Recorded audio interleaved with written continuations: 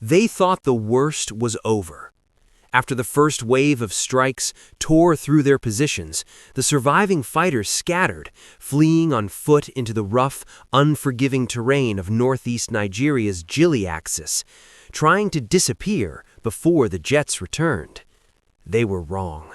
The Nigerian Air Force was already watching, and this time there would be no escape. Breaking news.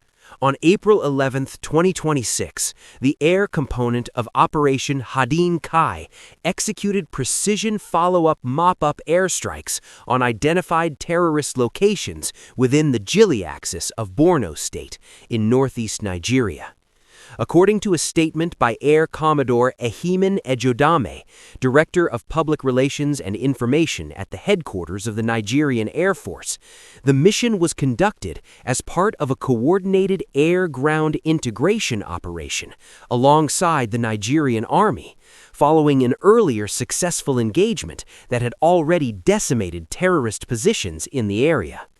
This was not a standalone strike. This was a hunt. The NAF confirmed that the follow-on strikes were specifically aimed at fleeing remnants and regrouping cells, terrorist elements attempting to exploit the difficult terrain to regroup and survive. The operation was activated after credible intelligence was received through close coordination with relevant stakeholders and validated by the appropriate operational command. In other words, this wasn't reactive. It was deliberate, intelligence-led, and pre-planned to close whatever exit the first strikes had left open. The NAF statement specifically identified these terrorist elements as being responsible for recent attacks on security forces within the wider theater, making this a direct response to violence already inflicted on Nigerian troops. This latest operation fits into a relentless pattern of escalating military pressure across Borno State in 2026. Back in January, NAF airstrikes neutralized more than 40 terrorists in the Azir and Musaram areas, disrupting a planned waterborne attack where insurgents were assembling on canoes to strike along the Baga and Fish Dam axis. In March, precision strikes in Sambisa forest eliminated several high-ranking terrorist commanders, with battle damage assessments suggesting as many as 18 ringleaders and approximately 42 fighters were neutralized in a single operation. The NAF says that by sustaining pressure through immediate mop-up strikes after the initial coordinated assault, the air component has reinforced ongoing efforts to secure lives, protect property, and stabilize vulnerable areas across Borno State and the wider Northeast Theater.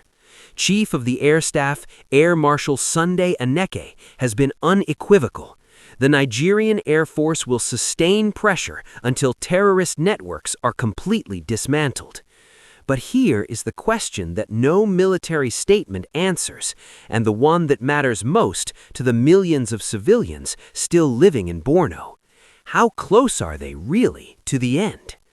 Borno State has been ground zero for one of the world's longest-running insurgencies, a conflict that began over 15 years ago with Boko Haram and has since metastasized into the Islamic State West Province, ISWAP, a faction with regional ambitions stretching across the Lake Chad Basin into Niger, Chad, and Cameroon. In March alone, Allied air assets from Niger Republic joined Nigerian strikes on fleeing terrorists, a rare but telling sign of just how cross-border and complex this threat remains. Precision airstrikes are degrading terrorist infrastructure, but degrading is not the same as defeating. And as long as ungoverned terrain, poverty, and displacement create space for recruitment, the mop-up missions will keep coming. The real story isn't just in the skies over Borno, it's in the communities on the ground, still waiting for peace. This is Untold Truths, where the stories the world needs to hear get told.